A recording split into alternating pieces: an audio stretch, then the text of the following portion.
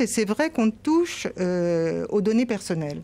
Et aussi bien dans le débat parlementaire qu'au niveau du Conseil constitutionnel, la garantie des données personnelles a été mise à un niveau très très important. Donc nous, on considère à la Commission de protection des droits, nous sommes 3 magistrats, que c'est une exigence très très forte, quasiment absolue. Et alors, on peut dire effectivement qu'il y a des failles, que cette loi met du temps à se mettre en... C'est les faits, quoi. Je peux, si bon, je peux dire. Je vais me faire disputer. Allez-y. Non, mais Allez-y, je vais madame. simplement dire quelque chose pour tous ceux qui ont été en charge d'une organisation. Nous avons été installés, l'ADOPI, en janvier.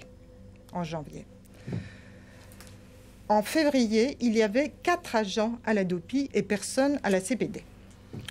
Le décret permettant le traitement automatisé des données n'existait pas.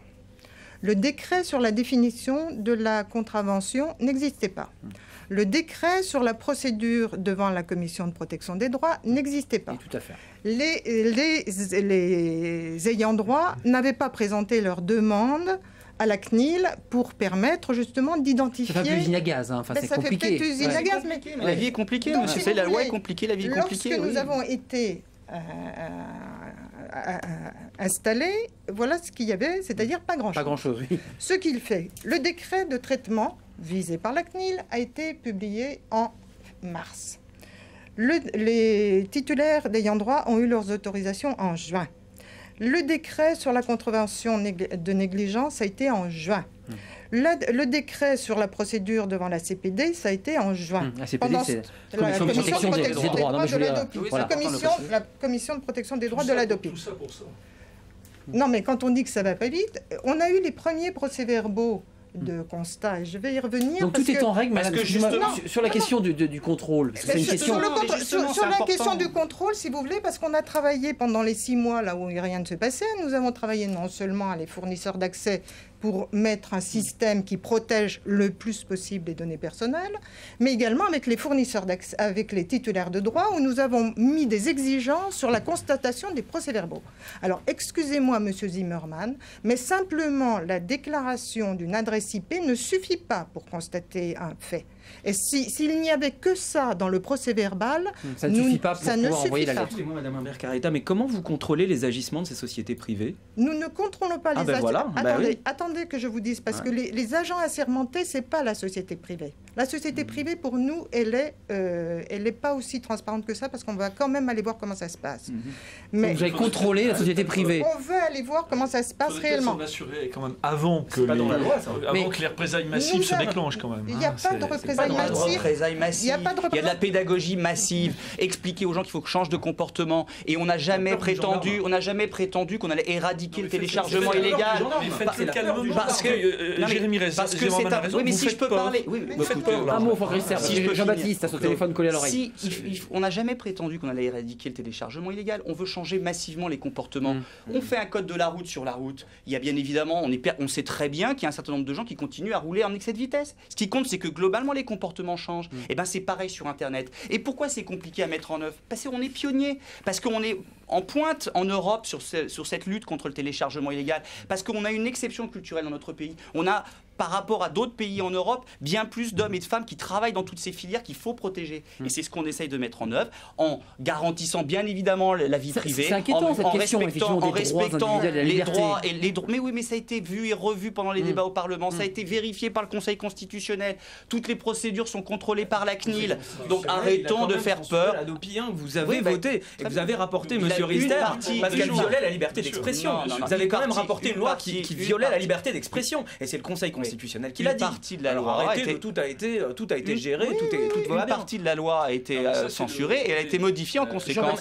Jean-Baptiste, permettez à Jean-Baptiste, parce qu'il a recollé son téléphone, on a perdu et on le voit et on va l'entendre. Dites-nous, Jean-Baptiste, puis Thomas, rentrez dans le débat. On est sur la question du contrôle. Là, les internautes qui nous regardent se disent, bon ben voilà, on est en train de m'observer, peut-être qu'effectivement je vais recevoir la lettre. Enfin, vous avez peur, vous par exemple, Jean-Baptiste, de cette hypothèse, de ce risque qu'on ait pu reprendre votre adresse IP, qu'on puisse télécharge illégalement. Alors, question de posez-lui la question, Franck Riester. Je vais poser. Est-ce que vous téléchargez illégalement? Légalement, oui, je l'ai téléchargé également, mais je ne vais pas forcément sur les magasins, si c'est ça que vous me demandez. Moi, j'avais plutôt une question sur le coût du fonctionnement de ce mécanisme.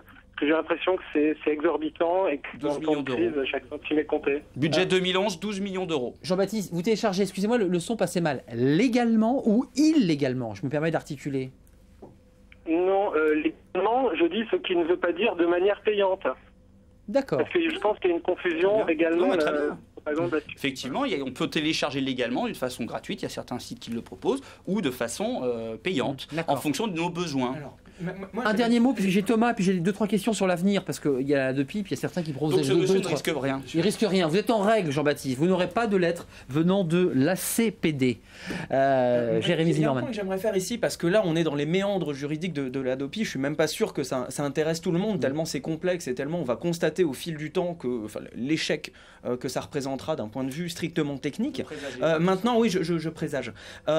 Maintenant, quand on entend Monsieur Rister dire on va changer les comportements, là, on entendait Albanel, paix à son âme, dire à l'époque on va instaurer un cadre psychologique, politiquement si. On va instaurer un cadre psychologique, et là on dit on va changer les comportements, mais comment? Avec la peur? Par la peur du gendarme. Par la pédagogie, Monsieur Zimmermann. C'est ça, en menaçant de couper un accès Internet. En expliquant aux gens que c'est logique de financer la création. Oui, et la création, elle se finance par bien des moyens. Du cinéma, il faut et la création, elle se finance par bien des moyens.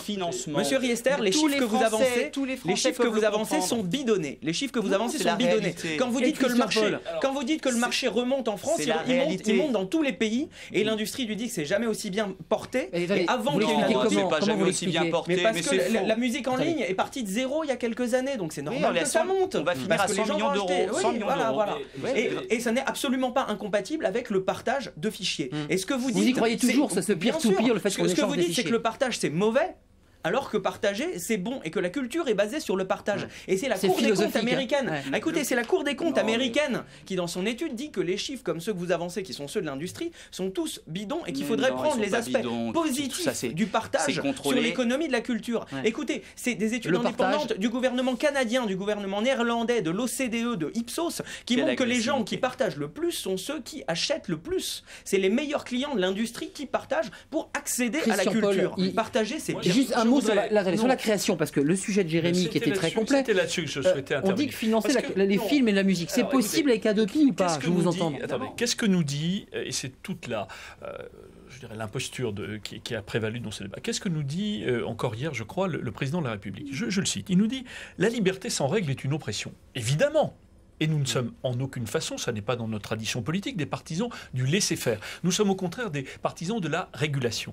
Mais c'est pas parce qu'il y a une règle que cette règle est bonne. Et nous considérons que dans l'affaire d'Hadopi, en effet, la règle est mauvaise. C'est pour ça qu'il faudra, le moment venu, si cela nous est donné, changer la règle. On invente quoi? Eh bien, on invente quoi comme modèle? On invente. Voilà, sérieux. Alors les propositions sérieuses, elles arrivent. Il est évident. Vous avez essayé, par exemple, de financer le service public de l'audiovisuel, France Télévisions, avec, en prélevant des sommes considérables sur les opérateurs de télécommunications. Eh bien, pourquoi ne l'avez-vous pas fait, plutôt que de le faire pour France Télévisions, qui allait assez bien avant tout ça? Pourquoi vous ne l'avez pas fait pour financer la création? C'est un mécanisme, au fond, de même nature. Vous avez fait le choix de le faire pour la télévision publique. Vous n'avez pas souhaité le faire. Ce qui était notre proposition, puisque nous avons des propositions, et je voudrais sereinement les exposer un instant. Allez-y. La proposition, elle est connue depuis des années, c'est qu'il y ait quelques euros chaque mois sur la connexion à l'Internet pour financer la création et pour répartir en effet pas seulement au profit du show business, pas seulement au profit du show business, mais aussi des indépendants et des créateurs qui sont pour beaucoup d'entre eux, ça a été très bien rappelé tout à l'heure, hélas dans la précarité. C'est de cette façon-là qu'il faut procéder. Et effectivement, est-ce que c'est 200 millions d'euros par an? Est-ce que c'est davantage? 3 milliards, dit Jérémy Zimmermann, si j'ai entendu. 1 milliard, excusez-moi. C'est un choix de société. C'est une rémunération mutualisée. Comme il en existe beaucoup dans le domaine de la culture, ça n'est pas une révolution. C'est simplement, pour le coup, je veux le redire, un choix courageux. Ça n'est pas celui que vous avez fait sous la pression de quelques grands lobbies des industries culturelles.